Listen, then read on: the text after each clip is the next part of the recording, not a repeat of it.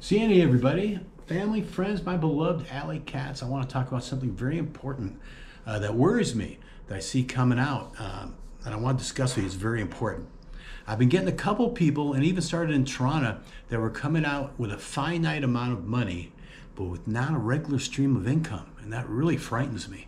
It's a recipe for disaster. Normally, I don't like to give advice, but this time I'm gonna. Now, did I retire early? Yes. Retired at 60, but both April and I had pensions, so we had money coming in, and we were able to come over. Okay, some people are coming over, they're selling everything. And I'm not putting them down, I'm just very worried because I don't want to see you guys get hurt. What's going to happen is they sell their stuff, they come over here with a finite amount of money, and then I've heard people say, well, then we'll figure out something to generate income. I'm like, no, please don't. Please don't. Regardless if it's here in Albania or Cambodia or Vietnam or Mexico, Panama, wherever you go, please have a regular stream of income coming in before you come here. Because I don't want you to see it, dwindle your savings and then try to find out something to do. And I've had people do that. I met a guy in Toronto, I'm not gonna say names, I'm not putting down anyone, I'm just very worried. He had a medical issue and he had a settlement for an injured shoulder. And what he was telling me, he's just using that money to live on. And when that starts getting low, then he'll find something to do. And I was shocked at that. I was like, oh, please don't do that. And I didn't tell him, please don't do that, because it's none of my business. But at the same time, I don't want to see anyone get hurt. And I've just heard so many horror stories. So what to do? In most of these countries, we're coming over here because we want the cost of living to come down, which means the amount of money that people are being paid for whatever country you're going to pick is far less than what you would get in the States. Okay, so the best suggestion is, I know people that do things online. I have friends that are expats that are making money, generating money online. And the thing is, what they all have in common is they generated income and they have jobs online before they came here. Okay, I've had too many people go, oh, I'll start something online, once I start getting low on money. Please don't, please, because they'll come over at money, let's go through their savings, and then try to establish themselves online. And sometimes that takes time, okay? It takes time to start generating that income. And I just worry about that. So the best thing to do, please, generate that steady income before you come over. Or, at 62, when you start getting your Social Security payments, then come over. What I'm worried about is, like I said, when people come over, they got a good chunk of money. They sold everything they have, and they start burning through it.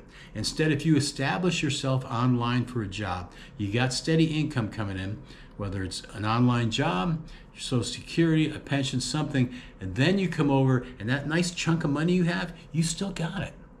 You still got it for emergencies. What type of emergencies? Because you've been watching videos, and there's so many out there. Hey, live like a king over here for $700 a month. Cambodia, wherever.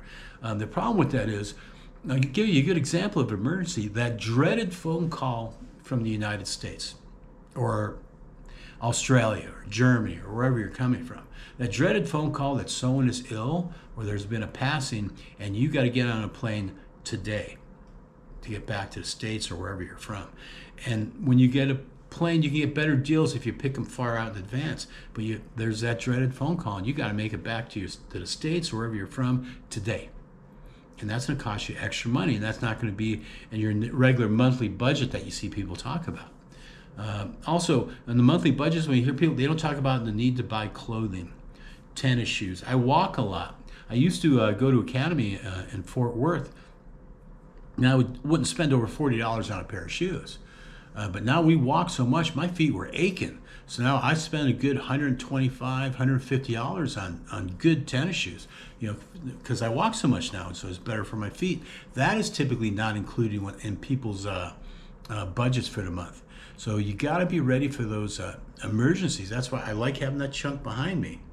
So April and I are living just off of our pensions and now Social Security. And so we're not touching, our savings, which is crucial. Okay, because if anything, I'd like to leave some of that to my kids. But with that extra income that we got now, because we're both on Social Security as well as our pension, we're using that for traveling.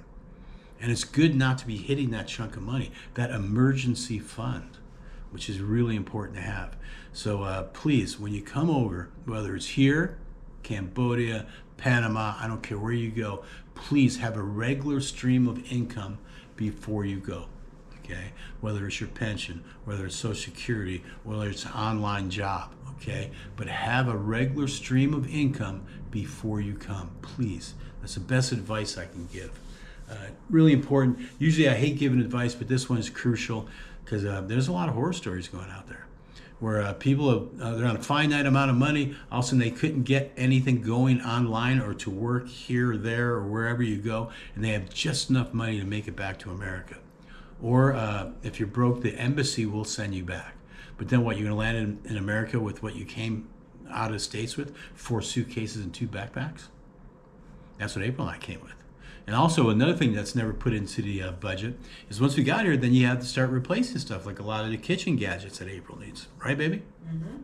Yeah, so, and that costs a little bit extra. And that could be more expensive than in the States. Don't look at the States prices because it's all imported here. Right, and the only thing in taxes is cheaper except for the importation tax. Okay, that's actually quite high. So like April was saying, a lot of the stuff you're going to replace that isn't in the budgets, a lot of the kitchen stuff April uses, even your hair products, because eventually she's going to need new curling iron, such stuff like that. That's never included in the budget. So I wanted to make you aware of it. It's something I was really afraid of because I don't want to see you guys get hurt. Okay, it's really important. Don't come over here with just a finite amount of money and this is what I'm going to live on, unless it's a boatload of money. But that would scare the tar out of me. So have that good little bit of savings, get that income stream, pension, Social Security, or an online job set up before you come. It's the best thing I can say to you. Now, to lighten up the mood a little bit, we're coming up on Thanksgiving. Can't wait. Taylor's coming with us, right? Mm-hmm. Taylor, very nice expat from Ireland. And who else? Deb. Oh, Deb's going to be there too. Yeah. Okay, cool. And a couple other people have been reaching out to me saying they're going to meet us at the Stefan Center. So cool. We're going to be there Thursday. We're going to stay a couple days. I got to see Chris Forte, a couple other friends. April's got to see Lushka, who she calls her sister. That's our old landlord from Toronto that we're just in love with. She's been so sweet to us. And then we got Christmas coming up. We're going to Prague. Hopefully jump into Korcha. New Year's right around the corner. So it's been a great year. We very much appreciate you guys.